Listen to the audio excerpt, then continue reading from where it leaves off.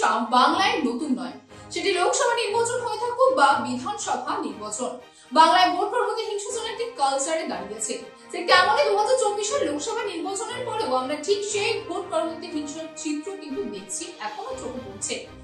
এবং এই ভোট পরবর্তী হিংসা নিয়ে কিন্তু ইতিমধ্যে কলকাতা হাইকোর্টে একাধিক মামলা চলছে, যার মধ্যে একটি মামলাতে 6 জন মূলত কলকাতা হাইকোর্টের তরফ থেকে একটি নির্দেশিকা দেওয়া হয় রাজ্য সরকারকে, যেখানে রাজ্য সরকারকে কিন্তু ইতিমধ্যে মূলত বলা হয় যে একটি রিপোর্ট কলকাতা হাইকোর্টে জমা দিতে, এবং ইতিমধ্যে কিন্তু সেই রিপোর্ট রাজ্য সরকার কলকাতা হাইকোর্টে জমা দিয়েছে। আমরা জানি রেখেছি 16 জুন কিন্তু এই নির্দেশিকা দেওয়া হয়। 16 জুন কোন বিচারপতি কৌশল চন্দ্র যে ডিভিশন বেঞ্চ, সেই ডিভিশন বেঞ্চে কিন্তু এই নির্দেশিকা দেওয়া হয়েছিল রাজ্য সরকারকে, এবং সেই নির্দেশিকা অনুযায়ী কিন্তু রাজ্য সরকার ইতিমধ্যে এই ভোট পরবর্তী যে সন্ত্রাস বা হিংসা পরিস্থিতি আমরা দেখছি তার উপরের একটি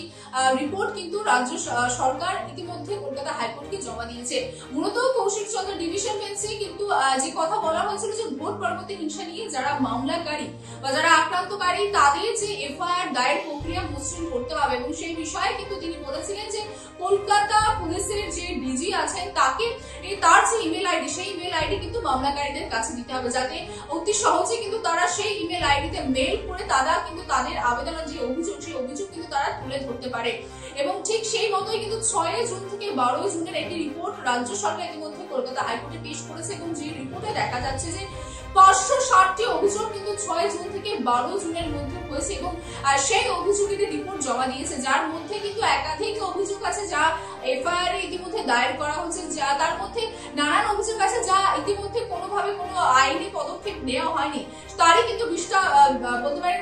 বিস্তৃত যে বৃত্তান্ত যে তথ্য, সেই তথ্যই কিন্তু এই তথ্য বা তদন্ত যে রিপোর্ট, সেই রিপোর্টের মাধ্যমে কিন্তু কলকাতা হাইকোর্টের কাছে পেশ করেছে রাজ্য সরকার, যার মধ্যে আপনাদের প্রথমেই জানিয়ে রেখেছি যেমনটা বললাম এফআইআর একাধিক যে অভিযোগ, সেই অভিযোগের মধ্যে একাধিক কিন্তু অভিযোগকে এফআইআর ইতিমধ্যে দায়ের করা হয়েছে। যেমনটা কলকাতা হাইকোর্ট থেকে বলা হয়েছিল যে অভিযোগ জমা করার পরে যে সেটি খতিয়ে দেখা হবে যে সেই অভিযোগের ভিত্তিতে কি কোনো আইনি ব্যবস্থা নিতে হবে, কি এফআইআর দায়ের করা হবে কিনা, তার উপর সেই অভিযোগের উপর ভিত্তি করছে। তেমনটাই কিন্তু 560টি যে অভিযোগ জমা পড়েছে, সেই 560টি অভিযোগের মধ্যে এই মুহূর্তে কিন্তু 107টি অভিযোগের এফআইআর দায়ের করা হয়েছে, যার মধ্যে 92টি অভিযোগ কিন্তু মূলত মনে করা হচ্ছে যে ধর্তব্য যোগ্য নয়, অর্থাৎ তার উপর কিন্তু কোনো রকম কোনো আইনি কারবাই কিন্তু করা যাবে না, কোনো রকম কোনো আইনি ব্যবস্থা কিন্তু তার উপর নেওয়া হবে না, কারণ সেই অভিযোগগুলি মূলত কিন্তু ধর্তব্য যোগ্য অভিযোগ, যার মধ্যে অপরাধ কিন্তু পাওয়া যায়নি। তারপরে চলে আসবে 114টি যে অভিযোগ আছে, সেই 114টি অভিযোগে কিন্তু মূলত প্রাথমিক যে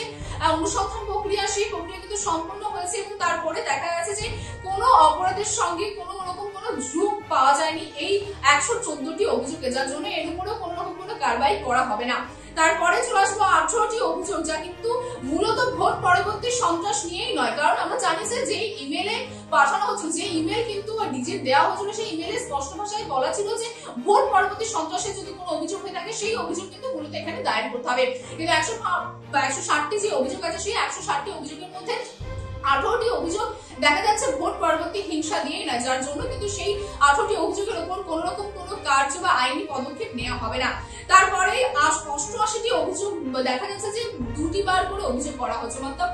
মানে বলতে পারেন যে একই অভিযোগ কিন্তু দুবার করে করা হচ্ছে, যা কিন্তু 88টি অভিযোগ রয়েছে, এবং তার পাশাপাশি 3টি অভিযোগ করা হচ্ছে যার কিন্তু কোন রকম কোনো ঠিকানা দেওয়া হয়নি। কোন রকম কোনো ঠিকানা না দেওয়ার জন্য সেখানে বা সেই অভিযোগ যদি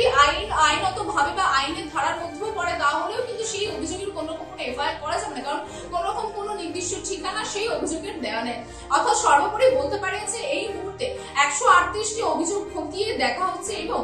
কাজ শেষ হলে আইন অনুযায়ী সেই অভিযোগের উপর ব্যবস্থা নেওয়া। ইতিমধ্যে যেমনটা বললাম 104টি অভিযোগের কিন্তু ইতিমধ্যে এফআইআর কিন্তু দায়ের করা হয়ে গেছে, এবং বাকি যে অভিযোগগুলো আছে কোনো না কোনো ত্রুটি আছে, যার মধ্যে 138টি অভিযোগ এখন দেখা যাচ্ছে তার কিন্তু খতিয়ে দেখা হচ্ছে, এবং তার দেখা অনুযায়ী আইন অনুযায়ী কি পদক্ষেপ নেওয়া হবে সেটি খতিয়ে দেখে দেখা যাবে। তবে ইতিমধ্যে এই যে নথি বলতে পারেন, এই রিপোর্ট কিন্তু রাজ্য সরকার কলকাতা হাইকোর্টে কিন্তু তারা জমা দিয়েছেন। এবার কলকাতা হাইকোর্টের তরফ থেকে কি নির্দেশিকা দেওয়া হয় বা এই যে বাকি যে রিপোর্টগুলি আছে, সেই রিপোর্টের উপর রাজ্য সরকার কি ধরনের কি পদক্ষেপ নেয়, সে বিষয়ে নজর থাকবে আমাদেরও।